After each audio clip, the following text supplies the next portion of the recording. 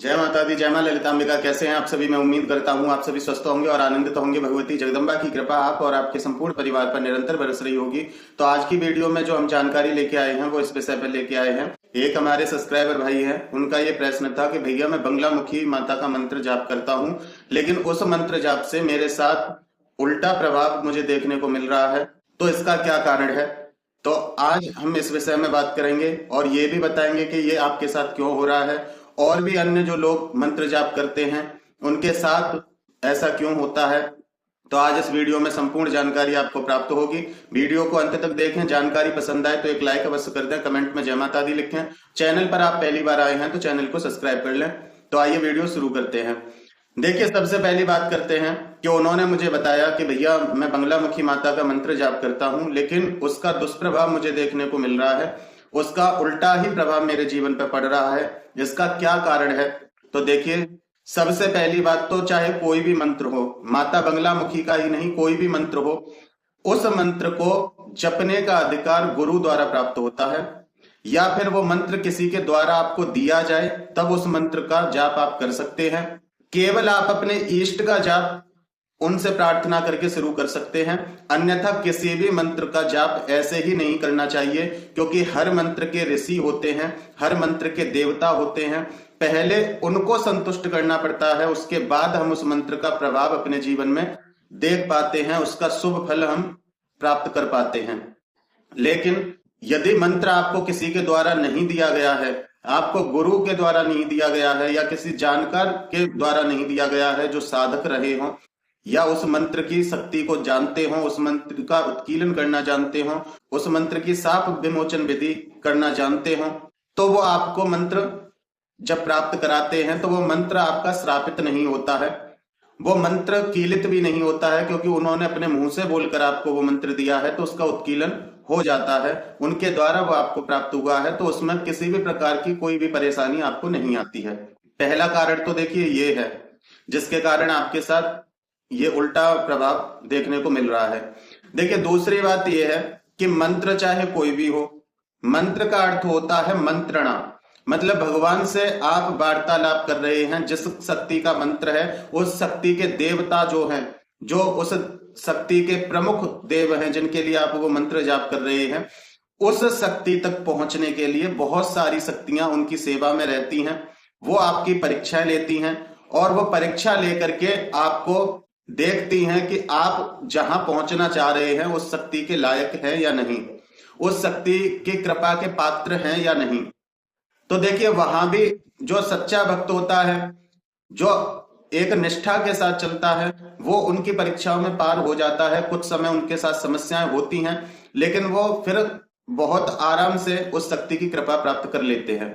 लेकिन यदि गुरु के द्वारा वो मंत्र प्राप्त होता है, गुरु जब आपको वो मंत्र प्राप्त कराते हैं, तो वो जो शक्तियां हैं जो आपकी परीक्षा लेने वाली हैं, वो शक्तियां आपकी परीक्षा नहीं लेती हैं, क्योंकि आपके गुरु उस शक्ति तक पहुंच चुके हैं और उस शक्ति तक पहुंचकर उन्होंने अपने शिष्य को वो मंत्र प्रदान किया है।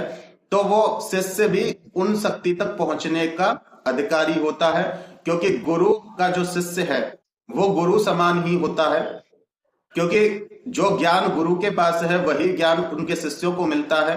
तो इसलिए गुरु से बड़े तो कभी नहीं हो सकते, लेकिन गुरु के पद चिन्हों पे चलने वाला जो व्यक्ति है उसको गुरु सब कुछ समझाते हैं कि किस शक्ति का किस प्रकार से आपको सामना करना है, किस समय आपकी परीक्षा हो रही है तो उस समय आपको किस तरह से उस परीक्षा से पार होना है। गुरु हमें उस चीज से पार कराते हैं, तो इसलिए हमें जीवन में कोई भी नेगेटिव प्रभाव देखने नहीं मिलता है। तो ये कारण होते हैं। दूसरी बात, आपको किसी से वो मंत्र नहीं मिला है, आप अपनी इच्छा से वो मंत्र जाप करने लग गए हैं, तो ऐसा नहीं करना चाहिए, क्योंकि आप यदि उस लायक नहीं है, उसके पात्र नहीं है, तो आपकी जो परीक्षाएं हैं वो थोड़ी कड़ी हो जाती हैं और उस परीक्षा में केवल आप अकेले चलते रहते हैं। उस परीक्षा में आपका कोई भागीदार नहीं बनता है, कोई आपको समझाने वाला नहीं होता है, तो उस परीक्षा में आप सफल बहुत कम हो पाते हैं। क्योंकि मान लो किसी व्यक्ति को कहीं जाना है, या तो उसे पूरा ज्ञान हो कि मुझे इस प्रकार से वहां पहुंचना है, या फिर उसके साथ कोई जा रहा है, उसको नॉलेज हो, तो वो उसे बताएगा कि तुम्हें यहाँ उतरना है, मैं यहाँ उतर रहा हूं, तो आपको यहाँ उतरना है, यहाँ से आपको ऑटो लेना है, यहाँ से आपको बस लेनी है। इस प्रकार से वो आपका मार्गदर्शन करेगा। लेकिन आपको पता नहीं कि हमें पहुंचना कहाँ है, आपको ये भी नहीं पता कि रास्ते में हमें किस किस का सामना करना है, तो आपको पहुंचने में बहुत कष्ट होता है और आपका धन भी अधिक खर्च होता है। तो इसलिए जब तक या तो कोई आपको मार्ग दिखाने वाला ना हो तो मंत्र जाप ना करें, या फिर आपको उस मंत्र के बारे में पूर्ण जानकारी हो, आप उसका उत्कीलन करना जानते हो, आप उसके न्यास करना जानते हो, उस मंत्र के जो रक्षक देव हैं, जो उस मंत्र के ऋषि हैं, उनको आप संतुष्ट करना जानते हैं, आवरण पूजा करना जानते हैं, तो आप उस शक्ति तक पहुंच सकते हैं। वहां आपकी परीक्षाएं बहुत कम हो जाती हैं। जो आपके बेकार होते हैं केवल उनको आपसे अलग किया जाता है, बाकी का आपके साथ कुछ भी गलत नहीं होता है। स्तोत्र पाठ ये एक अलग विषय बन जाता है। बहुत से लोग कहेंगे भैया आप भी तो स्तोत्र पाठ बताते हैं कि ये कर लो वो कर लो, तो देखिए वो एक अलग विषय बन जाता है। स्तोत्र का मतलब होता है स्तुति, भगवान की स्तुति करना। स्तुति मतलब भगवान की तारीफ करना, उनके युद्ध कौशल का विवरण करना, उनकी प्रशंसा करना, ये एक स्तुति बन जाती है। और तारीफ तो हम किसी की भी कर सकते हैं, उससे हमें सामने वाले से प्रसन्नता ही प्राप्त होगी। वो कभी आपकी, जब आप किसी की तारीफ करोगे वो कभी आपका बुरा नहीं मानेगा। हो सकता है कि वो आपके मुख से अपनी तारीफ सुनकर आपके लिए कुछ अच्छा कर दे। तो इसलिए स्तोत्र पाठ हम कर सकते हैं, किसी का भी कर सकते हैं, उसमें कोई पाबंदी नहीं, कुछ भी नहीं होता है। अब जैसे श्री विद्या के जो साधक हैं, जिनको गुरु से मंत्र प्राप्त है, तो वही श्री विद्या के मंत्र का जापक बन सकते हैं, उन्हीं को अधिकार होता है। तो ऐसे ही माता बंगलामुखी वो भी महाविद्या हैं। तो महाविद्या माता बंगलामुखी के जो साधक हैं, यदि आप उनसे दीक्षित हैं, उन्होंने आपको मंत्र दिया है, तो पार भी वही आपको लगाएंगे, वही आपको उस शक्ति का भेदन करना बताएंगे, वो ही उस शक्ति तक आपको पहुंचाएंगे। लेकिन यदि आपको उनसे प्राप्त नहीं हुआ है, तो आप माता बंगलामुखी को कैसे समझ सकते हैं, कैसे उनके मंत्र को समझ सकते हैं?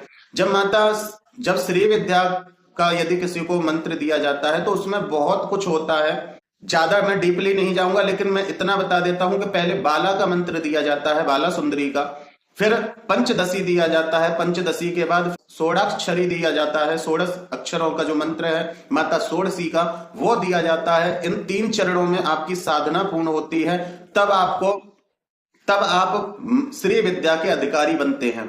बहुत कुछ होता है, माँ के श्री चक्र का भेदन करना पड़ता है। श्री चक्र में विराजमान जितने भी देवी देवता हैं, उनको संतुष्ट करते हुए जो बीच में बिंदु रूप में माँ बैठी हैं, उन तक पहुंचते हैं। तो आवरण पूजन भी होता है। तो इसलिए ये बहुत डीप विषय बन जाता है, ऐसे ही अपने मन से नहीं करना चाहिए। आप यदि किसी समस्या में हैं, किसी प्रकार के कष्ट में हैं, तो आप उनके स्तोत्र पाठ करके उनसे प्रार्थना कर सकते हैं। जब आप उनकी स्तुतियां गाएंगे, जब आप उनकी प्रार्थनाएं करेंगे, तो वो आपके ऊपर कृपा करेंगे।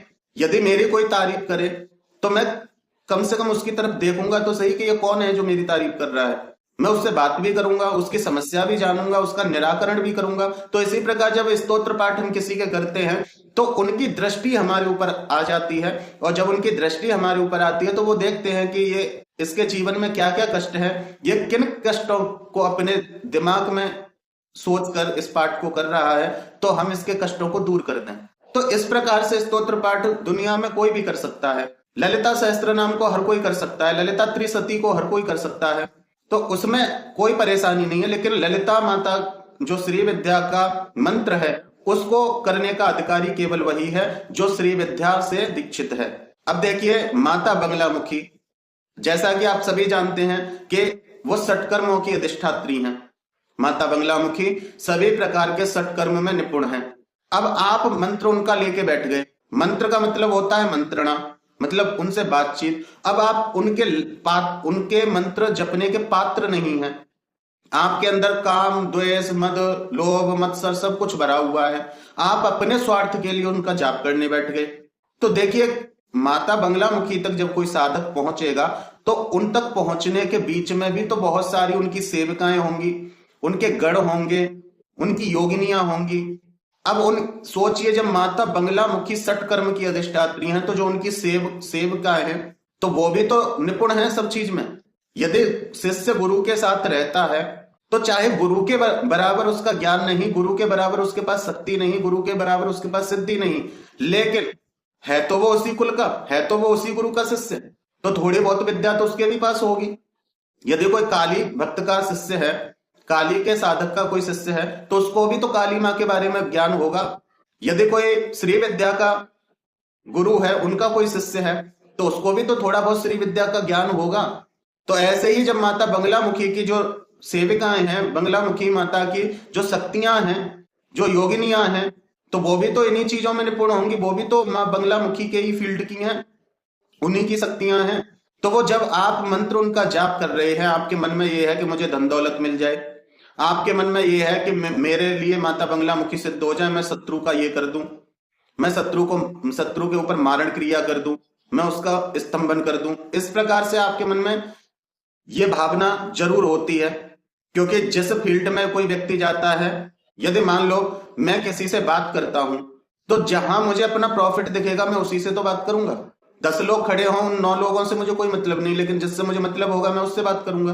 तो उसी प्रकार जब किसी के मन में ये चीजें होती हैं, जो शत्रु से ज्यादा परेशान हैं, जो इस प्रकार की गतिविधियों में हैं, जो ये चाहते हैं कि हमारे पास शक्ति सिद्धि आ जाए, जो ये चाहते हैं कि हम पैसे वाले हो जाएं, बहुत से लोग कहते हैं कि माता बंगलामुखी के जाप से धन बरसता है, तो बरस सकता है, क्योंकि श्री कुल की देवी हैं, वो बरस सकता है, कोई बड़ी बात नहीं है। लेकिन कब? जब उनको समझ पाओ, जब उन तक पहुंचने का आपके पास मार्ग हो। अब गुरु तो सब कुछ कर देते हैं, वो तो आपको पका पकाया फल दे देते हैं, आपको मेहनत ही नहीं करनी पड़ती। लेकिन जब आप खुद चल रहे हो किसी मार्ग पे, तो आपको पूरी मेहनत करनी पड़ेगी, एक एक शक्ति को साधना पड़ेगा, तब मां बंगलामुखी तक पहुंचोगे। और उनकी जो शक्तियां हैं, सबसे पहले आते ही यदि आप बैठे हैं कि मैं इनको सिद्ध करके किसी का भी मारण कर दूंगा, तो सबसे पहले आके वो आपका मारण कर देंगी। वो भी तो देखेंगे कि तुम उससे बाहर निकल सकते हो या नहीं। यदि मारण विद्या आपको सिद्ध करा दी जाए, तो क्या आप उसका सही पालन कर पाओगे या नहीं? आप उसका इस्तेमाल सही प्रकार से कर पाओगे कि नहीं? लोगों के जन कल्याण में कर पाओगे या नहीं? यदि आप खुद को नहीं साध पाए, खुद आप उनके चलाई शक्ति से नहीं अपनी रक्षा कर पाए, तो आप दूसरे का क्या भला करोगे? दूसरे को कैसे बचाओगे? तो ऐसे आपकी परीक्षाएं होती हैं। लेकिन इसी जगह पे यदि गुरु हैं और आपके ऊपर शक्ति ने कोई प्रहार किया, तो वहां गुरु उसका तोड़ निकाल देते हैं। गुरु का ऑरा आपको वहां प्रोटेक्ट कर लेता है। या फिर किसी ने आपको वो मंत्र दिया है, इसलिए तो हर कोई मंत्र नहीं देता है, किसी को भी, हर किसी को कोई भी मंत्र नहीं देता है। बनाने के लिए मैं इतनी साधनाओं की वीडियो में डाल सकता हूं, लेकिन साधना आप करोगे और वो शक्ति जब आपकी परीक्षा लेने आएगी, तो वो ये देखेगी ये मंत्र इसको मिला कहां से। तो जिसने भी वो मंत्र दिया है, चाहे वो मैं ही क्यों ना हूं, तो वहां वो परीक्षा आपकी नहीं, परीक्षा यहां मेरी होगी। कि पहले तो ये देखेगी शक्ति कि ये इस मंत्र का अधिकारी है, जो इसने ये मंत्र उसको दे दिया, तो वहां परीक्षा मेरी होगी। लेकिन अगर मैं अधिकारी हूं उस मंत्र का, उस मंत्र को मैंने साधा है, उस मंत्र का मैंने जप किया है, उस मंत्र से मैं उस शक्ति को समझा हूं, तो वहां मेरी परीक्षा नहीं होगी। और जो मेरी ऊर्जा है, जो मेरे मंत्र जापों की ऊर्जा है, वो आपकी रक्षा करेगी। इसीलिए तो कहा जाता है कि जब भी साधना करो, गुरु का भाग निकाल के रखना चाहिए, गुरु का दीपक अलग जलाना चाहिए, गुरु के वस्त्र और जो भी गुरु की परंपरा है आपकी, वो अलग से करना चाहिए, जिससे कि गुरु आपकी वहां रक्षा करें। गुरु के जो अंश हैं, जो गुरु का ऑरा है, वो आपकी रक्षा करे। इसीलिए कहा जाता है कि पहले एक माला गुरु मंत्र की करो, फिर पूरा जाप करने के बाद एक माला गुरु मंत्र की करो, जिससे कि वो मंत्र के ऊपर भी गुरु का ऑरा हो, और वो शक्ति तक जब वो मंत्र पहुंचे, तो वहां आपके गुरु आपको शक्ति तक पहुंचाए। आपके उस मंत्र में किसी भी प्रकार की मलिनता ना आए, आपके उस मंत्र से आपकी किसी भी तरह से परीक्षा ना हो। गुरु और शिष्य का ये मतलब होता है। मैंने एक वीडियो में और बताया था कि गुरु केवल खाने कमाने के लिए नहीं बनाए जाते हैं, गुरु केवल अपनी इच्छाओं की पूर्तियों के लिए नहीं बनाए जाते हैं। और जो गुरु बन जाते हैं बहुत जल्दी, वो भी ऐसे ही जो धन के लालच में गुरु बन जाते हैं, वो अपनी जिंदगी खराब कर लेते हैं। और एक बात और ध्यान रखना, गुरु बनने के बाद उस व्यक्ति की मुक्ति नहीं हो सकती, क्योंकि चाहे वो समाधि ले ली है, चाहे उन्होंने अपने प्राण त्याग दिए हैं, चाहे उनकी मृत्यु कैसे भी हुई, अब जब उनका शिष्य कोई जाप पूजा करेगा, पाठ करेगा, तो वो तो अपना गुरु मंत्र पढ़ेगा, चाहे उसके गुरु रहे हो या ना रहे हो। तो जब वो अपने गुरु को याद करेगा, गुरु को आना पड़ेगा। तो वो मुक्ति भी नहीं उनकी होती है। वो तो अपना सब कुछ आप शिष्य को दे देते हैं, अपना जब तक जीते हैं तब तक अपने शिष्यों की परेशानी दूर करते हैं, मरने के बाद भी उनकी मुक्ति नहीं होती, मरने के बाद भी वो आपके आवाहन करने पर आपके पास आते हैं। तो इसलिए गुरु शिष्य परंपरा बहुत ज्यादा पवित्र है, लेकिन कुछ लोगों ने इसको बहुत मलिन कर रखा है, कुछ धन के लालच में। तो मेरा तो कहना सबसे यही है, देखिए मैं जो भी आपको मंत्र बताता हूं, कभी भी कोई भी मंत्र बताया है तो वो मैं तब बताता हूं जब उसका मैं खुद जापक रहा हूं, उस मंत्र से मैंने खुद लाभ लिए हैं। तब जब मुझे लगता है कि यहां तक कोई इसका जप करेगा तो उसे ये परेशानी नहीं होंगी या ये परेशानियां होंगी, तो मैं वीडियो में वो भी बताता हूं कि आपके साथ ऐसा ऐसा होगा, इतने टाइम तक ऐसा होगा, फिर सब ठीक हो जाएगा। अब फिर भी बहुत से लोगों की, मान लो कोई नकारात्मक शक्ति है, उनके घर में शक्ति है या उनके शरीर में शक्ति है, तो उसके इफेक्ट भी तो मेरे ऊपर आते हैं, क्योंकि मंत्र तो मैंने दिया है। तो उस मंत्र से जो बात उठेगी, अब उस मंत्र की ऊर्जा से आपके घर की जो ऊर्जा है उसको तो परेशानी होगी, तो वो तो देखेगी भैया ये रास्ता इसको किसने बता दिया, ला उससे हम भी बात करें थोड़ा सा, ये हमें यहां से क्यों उखाड़ना चाह रहा है, क्या लालच है इसका, देखें इसको भी जाके। तो ये बात होती है।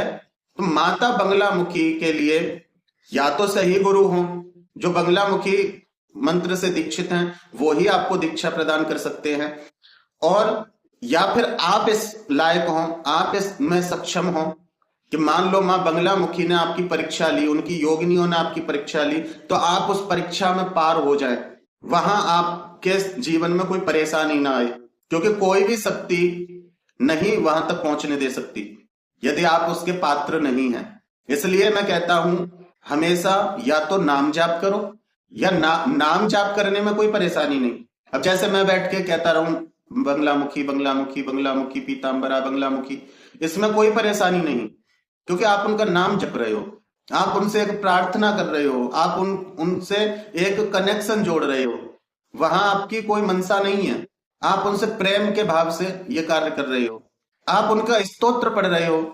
मैं हर शक्ति की बात कर रहा हूं, ये नहीं कि माता बंगलामुखी के विषय में बोल रहा हूं, हर शक्ति की बात कर रहा हूं। आप उनका स्तोत्र पढ़ रहे हैं तो आप उनकी स्तुति कर रहे हैं। जो उच्च कोटि के देवी देवता हैं वो मंत्र का जाप करते हैं, वो मंत्र से आवाहन करते हैं उस शक्ति का, वो शक्ति प्रकट हो जाती है। आपने देखा होगा कभी टीवी में या कहीं भी देखा होगा, वो उसमें मैं नहीं कह सकता कितना सत्य कितना असत्य, लेकिन इतना सत्य है कि जब आप मंत्र यदि आपको सिद्ध है और आप उसको बोलोगे, वो शक्ति वहां प्रकट होती है। इतनी क्लियर है ये, इसमें कोई संशय नहीं। जब भी कोई उच्च कोटि के देवी देव उस मंत्र का जाप करके उस शक्ति का आवाहन करते हैं तो वो वहां प्रकट होती है, और फिर वो पूछती है कि मेरा आवाहन क्यों किया गया। तब उनको बताया जाता है कि हमने आपका आवाहन इस कार्य से किया है। तब वो शक्ति कहती है कि ये कार्य हो जाएगा। इस प्रकार से होता, मैं बहुत सिंपल तरीके से आपको बता रहा हूं। लेकिन जो देवी देवता हैं, जो निम्न कोटि के देवी देवता हैं, जो अन्य देवी देवता हैं, जो उच्च कोटि में नहीं आते, वो मंत्र जाप करके नहीं बुलाते हैं। टीवी के ही माध्यम से मैं बता दूं, जब इंद्रादि आदि देवताओं पर जब कोई संकट आता था तो वो स्तुतियां करते थे, स्तुति गान करते थे। वो कभी मंत्र जाप कर मंत्र नहीं बोलते थे, वो कभी ऐसे आवाहन नहीं करते थे मंत्र से, क्योंकि वो उसके अधिकारी नहीं थे। लेकिन अधिकारी वो उच्च कोटि के देवी देवता थे, क्योंकि वो उन्हीं के रूप हैं, जो जिसका वो आवाहन कर रहे हैं, जिसको वो बुला रहे हैं अपने कार्य के लिए, वो उन्हीं का रूप है। तो उनके पास वो पात्रता है उनका आवाहन करने की। लेकिन अन्य जो इंद्रादि देव हैं, उनके पास वो पात्रता नहीं है, क्योंकि उन्होंने उस शक्ति को सिद्ध नहीं किया है, उनको वो मंत्र नहीं मिले हैं। तो वो स्तुति गान करते थे। जब रावण ने शिव तांडव स्तोत्र की रचना की, जब वो संकट में था, तो उसने मंत्र जाप नहीं किया था कि मंत्र जाप करता और भगवान शिव का आवाहन कर लेता। उसने भी वहां स्तोत्र पढ़ा, जिससे भगवान शिव उसके ऊपर प्रसन्न हुए। तो हर किसी को मंत्र का अधिकार नहीं होता है। यदि कोई कहे कि हम ब्राह्मण हैं और हमें हर मंत्र का अधिकार है, तो ऐसा भी नहीं होता है। यदि आपने गुरु के सानिध्य में रहकर शिक्षा ग्रहण की है, किसी भी वेद को पढ़ने की, किसी भी शास्त्र को पढ़ने की, और गुरु ने आपको वो अधिकार दिया है, आपका यज्ञोपवीत संस्कार कराया है, आपके जो भी कर्म गुरु द्वारा कराए जाते हैं सबकी अलग अलग पद्धति होती है। तो जो उन्होंने कर्म आपके कराए हैं और उस कर्म के बाद गुरु आपको साधनाएं कराते हैं, गुरु आपको उस मंत्र का अधिकारी बनाते हैं, तब आप तो उस मंत्र को कर सकते हैं। और वो मंत्र हर किसी को नहीं बताए जाते, लेकिन आप उसके पात्र नहीं हैं। आप मेरे पास आके मुझसे कहो कि भैया हमें ये वाला मंत्र देना, मैं नहीं दे सकता, क्योंकि उस मंत्र, मान लो मैंने तो आपको मंत्र दे दिया लेकिन आप उसके पात्र नहीं हैं, तो उस मंत्र का जो प्रभाव है, जो गलत प्रभाव है, वो मुझे झेलना पड़ेगा। इसलिए मंत्र नहीं दिया जाता है। और जब मंत्र दिया जाता है गुरु के द्वारा तो बड़े गुप्त रूप से वो मंत्र दिया जाता है, और उस मंत्र को ही आप आजीवन जपते रहें और कोई मंत्र ना करें तो आपको सब कुछ प्राप्त हो जाता है, क्योंकि वो मंत्र आपके लिए उत्कीलन है। आप जहां कोई उसका 2 अनुष्ठान 4 अनुष्ठान कर लेगा तब उसको जो प्रभाव मिलेगा वो आपके गुरु के मुख से मिला हुआ मंत्र है। तो आप उसकी एक माला भी करेंगे तो उतना प्रभाव आपको एक माला में ही देखने मिलेगा, क्योंकि आपके गुरु ने उसको साधा है। तो इतना फर्क पड़ता है। तो इसलिए कोई भी शक्ति हो, कोई भी महाविद्या हो, आप परेशानी में हैं, कष्ट में हैं, आप उनकी स्तुति कर सकते हैं, आप उनके लिए स्तोत्र पाठ करते हैं, पाठ कर सकते हैं, लेकिन मंत्र जाप ना करें। या तो आपको कोई बताए कि ऐसा है कि तुम परेशानी में हो तो इस मंत्र का जाप करो, लेकिन हर किसी के कहने पर नहीं करना चाहिए। वो भी बहुत से लोग पैसों के लालच में, जिन्होंने उस मंत्र को समझा तक नहीं है, उस मंत्र को आपको उठा के दे देते हैं, फिर वो मंत्र भी गलत प्रभाव डालता है और मंत्र देने वाले की भी जिंदगी उथल पुथल हो जाती है।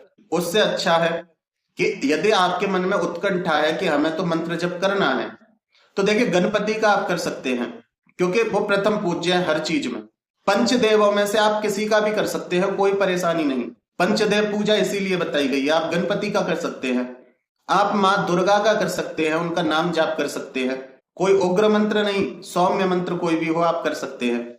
भगवान शिव का पंचाक्षरी कर सकते हैं, भगवान नारायण का आप कर सकते हैं, सौम्य मंत्र जो भी है, चाहे आप उनका नाम जाप कर सकते हैं, चाहे राम राम जाप कर सकते हैं, कोई परेशानी नहीं। आप भगवान आदित्य के लिए उनके 12 नामों का जाप कर सकते हैं, सूर्य अर्घ दे सकते हैं, कोई परेशानी नहीं।